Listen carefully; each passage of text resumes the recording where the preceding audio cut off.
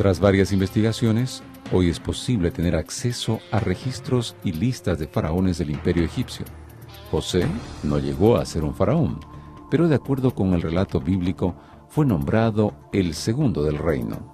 ¿Hay alguna evidencia que pueda comprobar la existencia de un gobernador hebreo en tierras faraónicas? Si pensamos en José como gobernador de Egipto y quisiéramos encontrar una evidencia histórica que hablara en forma directa de José como gobernador hebreo en Egipto, es un poco difícil. Tenemos sí evidencias indirectas de gobernadores extranjeros en Egipto, no era una cosa rara, diferente, y la prueba mayor que tenemos de gobernadores extranjeros en Egipto son los Hicsos, que dominaron todo el periodo de la dinastía 17, que precedió a la famosa dinastía 18, que fueron los organizadores del nuevo imperio egipcio.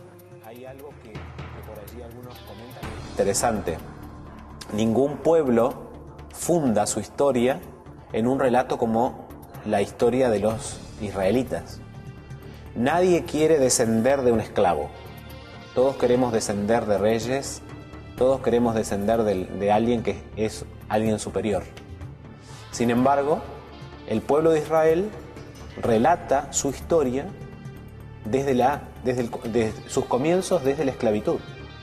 Entonces, la realidad de que fueron esclavos manifiesta que ellos llegaron a Egipto de alguna manera. Y el relato bíblico dice que llegaron justamente traídos por ese hijo que quiso rescatar a su familia, que no había visto por tanto tiempo, y que si bien había sido vendido como esclavo, si bien había sido desechado por sus hermanos, él quiso cobijarlos y darles una mejor vida y protegerlos especialmente en ese momento de hambruna. Durante el tiempo de Sesostris hubo un gobernador semita, el cual hemos encontrado una tumba en el área de Tel Adaba, allí donde más adelante los hicsos también invadieron esa área. Esto precede a la teoría que muchas personas conocen. Como mencioné, hay varios elementos que sí dan evidencia o coinciden con la historia de José. Y tenemos a un caballero el cual es presentado con un manto de muchos colores, manga larga, similar al que tenemos aquí. En este caso no tenemos los colores. Los colores, el problema no eran los colores. El problema con el manto que recibió José de parte de su padre se debía a las mangas largas. Y esa es la referencia, si leen en hebreo, el problema. La persona con la manga larga no tenía que trabajar. Ese era el jefe, era la persona que estaba en autoridad. Y por esa razón estaban tan molestos sus hermanos, porque ellos tenían que enrollarse las mangas, ellos tenían que realmente estar con manga corta y seguir trabajando como pastoralistas, como comerciantes, mientras su hermanito tenía todos los beneficios. Así que hubo un gobernador hebreo o semita que nosotros pudiésemos identificar como probable candidato para José. No tenemos una certeza porque no hay una inscripción que sea definitiva, pero sí tenemos elementos que apuntan hacia la posibilidad de tener un gobernante que puede ser identificado con José en el área de Egipto. Un evento significativo en la vida de José fue el cumplimiento de la profecía de los 7 años de abundancia y de los 7 años de hambruna. ¿Existe algún documento que presente evidencias de este acontecimiento? Los egipcios tradicionalmente no mencionaban los eventos negativos de la historia. Ellos, al igual que muchos dictadores o gobernadores de algunas regiones, solamente hablan de lo positivo. No hablaban acerca de derrotas militares, de hambrunas, de inundaciones o problemas. Solamente se puede encontrar una que otra referencia en cuanto a hambruna con pictografía de personas bien delgadas, pero no es lo usual. Por esa razón no es de sorprendernos de que no hay una referencia precisa, aunque más adelante en el tiempo de los Ptolomeos, estamos hablando de siglos después, sí se menciona una hambruna, se menciona unos 7 años que hubo en el pasado, pero no podemos hacer la conexión directa o precisa con la historia de José. Egipto no es una zona que se caracterizara por las lluvias como Canaán, por ejemplo. Entonces todo dependía del río Nilo, todo dependía de las aguas que siempre bajaran normalmente. Hay papiros, hay algunos relatos históricos en Egipto que se han encontrado que cuentan de años de prolongada sequía y de prolongada hambre, ¿verdad? Y hay otros relatos donde se cuenta de una abundancia de alimentos y de una abundancia de los recursos que se necesitan para vivir. Pero sí hay una alusión a una hambruna que hubo en un momento dado en Egipto. Estas hambrunas estaban atadas al flujo o al crecimiento del río Nilo. Ellos dependían del flujo de agua. Tenemos que cerca del lago Victoria, en las montañas, tenemos el hielo que se derretía, descendía por el río Nilo. Estamos hablando de cruzar a África, y cuando estas crecidas inundaban el área del delta de Egipto, dejaba toda esa rica tierra que era útil para el cultivo.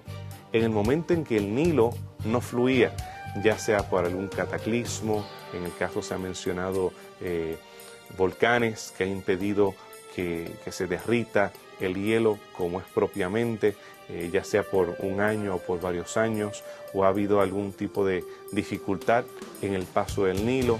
Eso afectaba directamente el flujo de agua y causaba las hambrunas. En el caso de Canaán era más problemático porque ellos no tienen un río del cual ellos pueden depender de una forma tan exacta. El río Jordán es un río mucho menor y no tiene este tipo de inundaciones saliendo del mar de Galilea.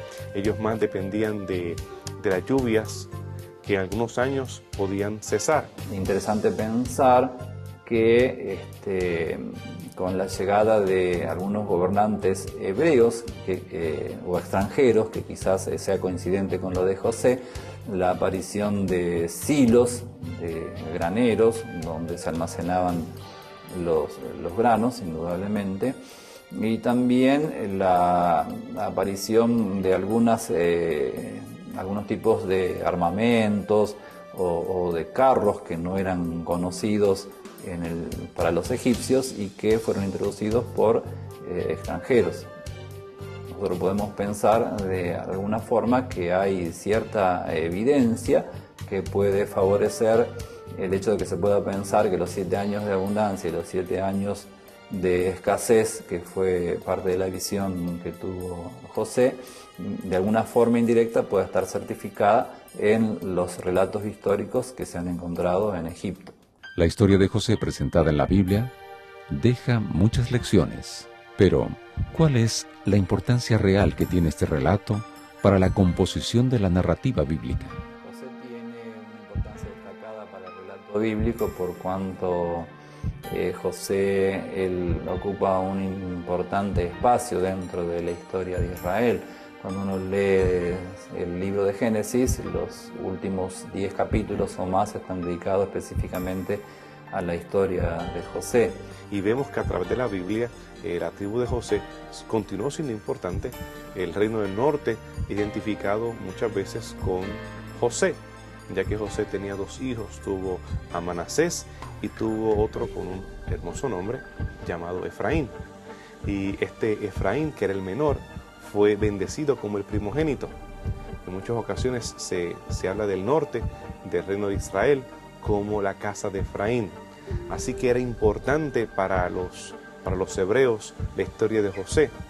La importancia de José para el relato bíblico radica justamente en que hay una manifestación de Dios en la vida de José.